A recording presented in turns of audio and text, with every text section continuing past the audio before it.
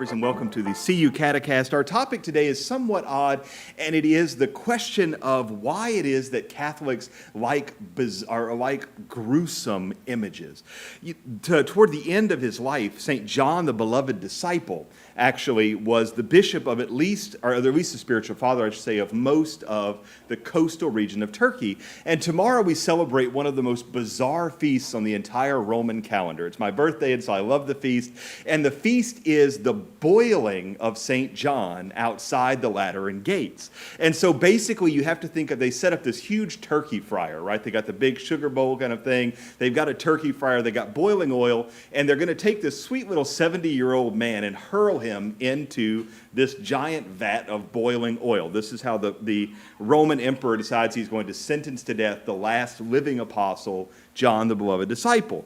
So they tie him up and they hurl him in, and very much like the three young men in the Old Testament in the book of Daniel, he just kind of sits in there like a hot tub for hours, and he's just kind of, crossing his arms and looking over and going, I don't know what to tell you. I mean, you should be boiling alive, and you throw a couple potatoes, some corn in there. But he's just there. And so eventually he just kind of looks around and climbs out, and nobody has the guts to talk to him or say anything to him, and he starts heading back up. And it's one of these bizarre feasts that I hate was removed from the Roman calendar in the 60s, because it is a somewhat remarkable, even if gruesome, image of how God triumphs over all sorts of things. And it raises, at least in my mind, a few questions. The removal of it raises the questions of why do we have this obsession with that which is gruesome? Why does the Catholic Church, traditionally speaking, have these great ossuarial churches, where you have churches that are basically made of the bones of the monks that lived in the monasteries? If you've never been there, it's incredibly bizarre. But we have this sort of thing. We have an obsession with relics. We have a chip of the bone of our patron saint here in the church. We have an obsession with these statues and images of, for example, St. Bartholomew, who is holding his own skin, and it's just gross. Or we have these wonderful images, these carved images or these paintings of St. Sebastian with arrows sticking out of him. And, in a certain sense, everybody who is human has a fascination with the moribund. Everyone who is human has a fascination with those sort of things, whether we admit it or not. And we know this because people have always turned up for a good execution. It's not just way back when. Even nowadays, people love them some boxing. They love MMA. They want to watch god-awful wrestling, which is just soap operas for men. They want to watch gruesome things. And of course, even if we say, I don't watch any of those things, I know some of you tune in to reality shows. And before that, we tuned into Jerry Springer, and it's all exactly the same thing. It's just the gruesomeness of humanity on display. I mean, how many people watching this can name all the Kardashians? I don't know any of them, but I mean, at least somebody who is watching this knows some of the Kardashians. All of that is this obsession we as human beings have with the moribund, with the morose. But that's not something that is just a human thing. It's something that we Catholics take up to a different level. Because, we go to a beautiful Catholic gift shop and say you're traveling overseas, and you have this beautiful image of Christ who is just dripping with blood and thorns and gross and horror. And we go, ooh, I love that. That's beautiful. I've got to have that. The more drippy, the better. The more horrific, the better. There is something that we as Catholics in particular embrace about the gruesome, about the suffering of Jesus, the suffering of the saints, and even the darkness of humanity. A lot of Catholic authors, I'm thinking of Graham Greene, Flannery O'Connor, truly embrace the most tragic, the most gothic of human experiences. And I would propose that there are about 3 distinct reasons for that. And most of them are actually seen best in contrast with folks who reject that which is a bit more gruesome. This morning in my sermon before our presentation today, I did mention and think about specifically our Baptist brothers and sisters who are, very, very adamant that we should not have an image of Jesus on the cross, that we should not see any suffering, that we should instead just have a plain cross, just the geometric image, and that we should not in any way, shape, or form really embrace, overly detailed thinking about the horrific aspects of Jesus. In the same way, we don't generally, our Baptist brothers and sisters, but also our Methodist and Presbyterian brothers and sisters, don't generally want to get into the more gruesome aspects of what it means to be a Christian. A lot of folks in that tradition follow from the Luther and from Calvin tradition of God saved us, and so we don't need to think about any of the gross stuff. And part of that arises from the simple fact of the time in which they came about.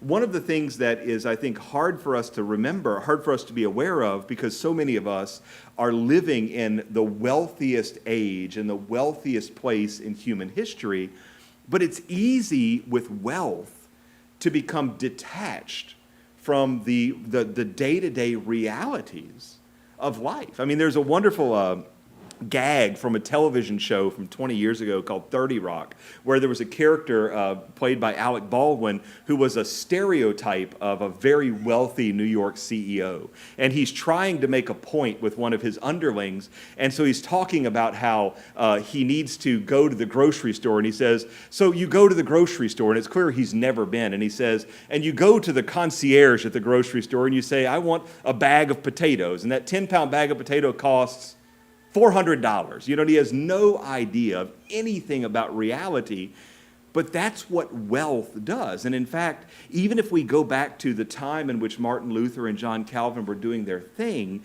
back at the time of the so-called Enlightenment, there was an incredible detachment from reality that most people were able to live in. People weren't butchering their own animals. The people who were writing these Enlightenment philosophies were generally the wealthy who were deeply detached from the reality of the world. There's even a show for those people who are in the very topical sort of thing, a show called The Falcon and the Winter Soldier on the Marvel Cinematic Universe, where at the end of the series, one of the main characters who's very woke. We all know how much we love watching woke characters on television because we don't get enough of that everywhere else. But one of the main characters goes up and he says to these group of politicians, you've got to do better. And the politicians look at him and go, it's not that easy. There's real issues. There's real limitations. There's real scarcity of resources. And his response, a response that was written for woke people, was, well, you've still got to do better. I mean, how stupid can you genuinely be? I mean, there are real problems, and you can't just say you've got to do better and that will solve the problem. But this philosophy of this antiseptic way of thinking about Christianity ultimately flows straight into that way of thinking where we say, Christianity, I don't want to be involved with the blood and the guts. I don't want to be involved with the day-to-day fasting and penance. I don't want to be involved with the day-to-day struggles with sin. I simply want to know that I'm saved and I can move on. And all of that other stuff then has no meaning. Part of the reason that Catholics, by our nature, want to look at the blood and guts of reality is because we cannot get to heaven by simply saying, I'm saved, and then ignoring the day-to-day. Everybody who prays will have moments every day where they don't want to pray. I mean, I don't think anybody here has ever had a moment where they go, or ever gone through a day and gone, it's just been a perfect day. I was just excited and tickled pink to pray all single day long. Or I was so excited during Lent not to eat that stuff. Oh gosh, it just made me so happy not to have my ice cream or my Coke or whatever. Because we as human beings, we have concupiscence. I mean, it's not like this is new information, but we as Catholics accept that there is a trudge through the difficulty and the struggle of humanity in order to attain salvation. And a big part of the problem, whether you're looking at the Enlightenment philosophy or whether you say that this is a Protestant innovation or whether you think about it as a modern woke construct, there is an antiseptic way of thinking that comes from people who are detached from the reality of day-to-day life. In psychology, we call this cognitive dissonance, where we try to believe two things that don't line up. And when we see a disconnection between them, we either have to just overload ourselves with falsity, basically just watch MSNBC all day long, and that'll convince me that my way of thinking is right, or I have a nervous breakdown. And so we find ourselves in an era where even young children now are having massive psychological issues. But what's fascinating is it's almost only ever wealthy young children. It's fascinating. It's not as if those people growing up in rancheros of Mexico are having more psychological issues now than they used to. It is, in fact, the rich kids in the United States. It's the rich kids in Europe. It's the people who are disconnected from the day-to-day work of reality who imbibe these things that don't make sense and then are left with a genuine struggle. And so when it comes to why Catholics are interested in that which is a bit more gruesome, it's because our faith, by its nature, constantly reminds us that we have to go back to the day-to-day toil of Christianity. There's no way I can just look at God and go, you need to make it better. You need to figure out a better way to make this work. I'm going to take the corpus off there and just have a nice, simple, boring cross because there's no real work. There's no real suffering. There's no real penance. It's God's job to make it easy. But we as Catholics don't believe that, and so we cannot, in a certain sense, divorce ourselves from the gruesomeness of the day-to-day reality of life. That's a big, big part of it, and it's my first kind of essential thing that if we want to be a real Christian, we do have to embrace. The second part of it actually goes straight back to Scripture, where Jesus makes it crystal clear that we're going to be persecuted. There's just a reality of it. And so as Catholics, we are on the lookout for how that persecution is going to go. Back in 1969, when everybody was just looking to the future is bright, the future's going to be so bright, I got to wear shades. And, everybody was looking and everything was going to be wonderful. And by 2020, we're going to have flying cars, that kind of mentality. And in the midst of that, Joseph Cardinal Ratzinger does a radio interview. It's become a very famous radio interview by now. And in that interview, somebody asks him, the interviewer says, Bishop, tell me about the future of the church, expecting that the Archbishop Ratzinger was going to say, everything is so wonderful, I can hardly stand it. The world is going to be perfect in the future. And Ratzinger listen, it's on the radio. Ratzinger talks to the guy and he says, the future of the church is very, very different than many people will expect. He says the future of the church will be a very small church. Many, many people are going to leave and abandon her. All of the social advantages, the political advantages, the great buildings and edifices will be lost, destroyed, blasphemed, whatever. They'll be gone.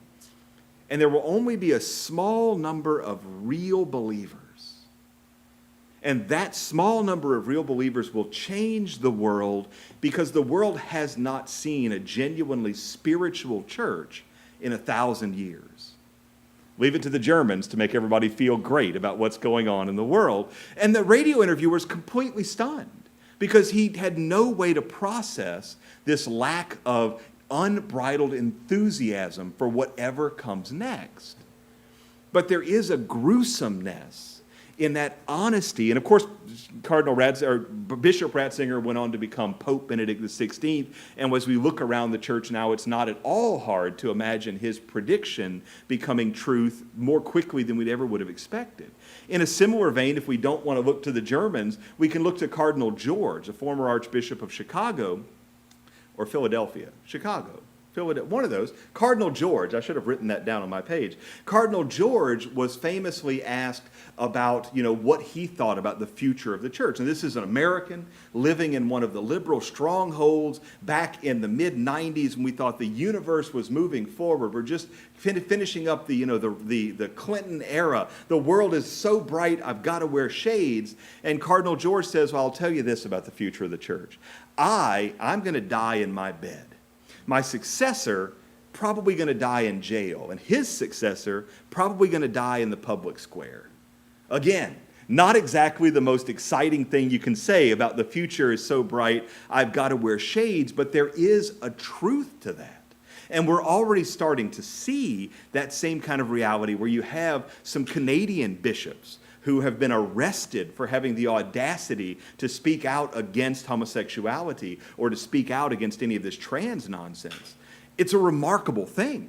It's absolutely astounding, and yet there is this idea, this antiseptic way of thinking of saying, let's not turn people away, let's be encouraging. And yet the truth has a certain gruesomeness to it, a certain reality to it, where we have to simply say, if this is what Jesus tells us about the truth, we have to believe that, and we have to explore that, and we have to come to terms with that, and we cannot do that by simply smiling hard. And that, in fact, brings us to the third major concern, and the reason I think that Catholics are gruesome, especially when it comes to being seen in comparison to, and that's my friend who I have preached about many, many times, a man who I think has done more damage for Christianity than basically anybody in the modern era, Joel Osteen. Joel Osteen, Mr. Smile Yourself to Heaven, he's not in any way like someone like Billy Graham, who was not Catholic and yet believed to the absolute depth of himself that if I want to serve Jesus Christ with every fiber of my being, then I will go to heaven. There's a lot of truth to be said in that. He's not even your Jim Bakkers or your 80s era televangelists who are just looking to make money.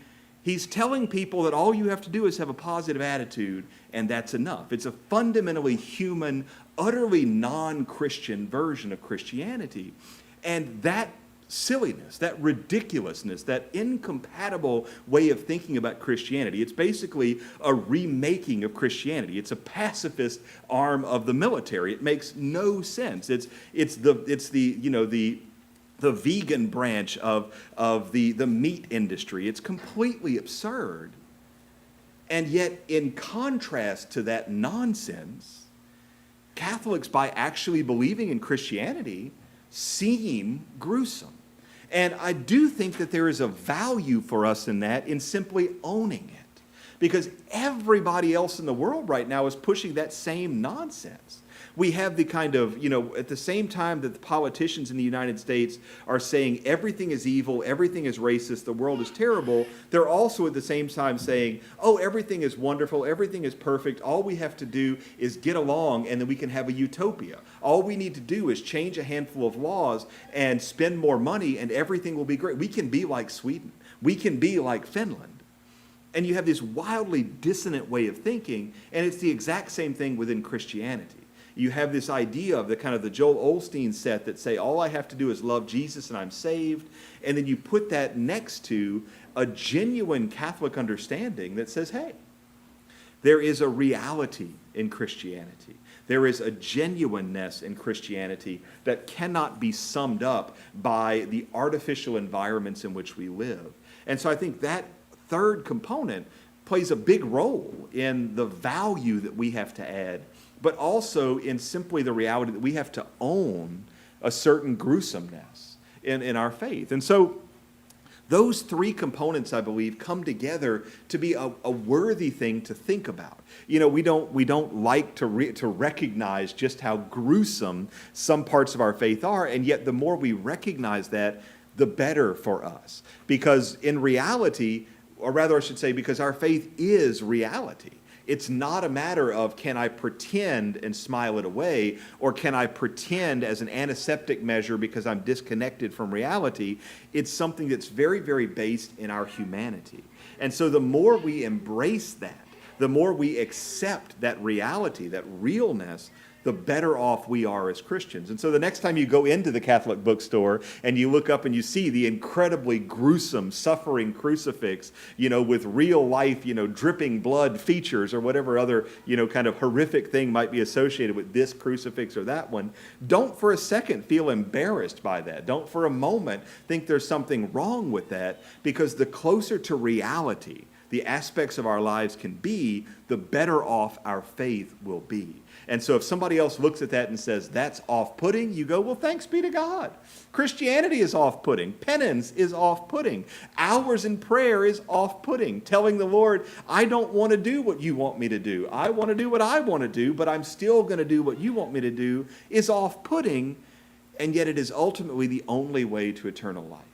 And so today, I think, is a good day for us to appreciate and embrace what some folks may call gruesome, what we may call gruesome, aspects of our faith, which are good and important and which ground us in a way that a lot of modernity fails to be grounded.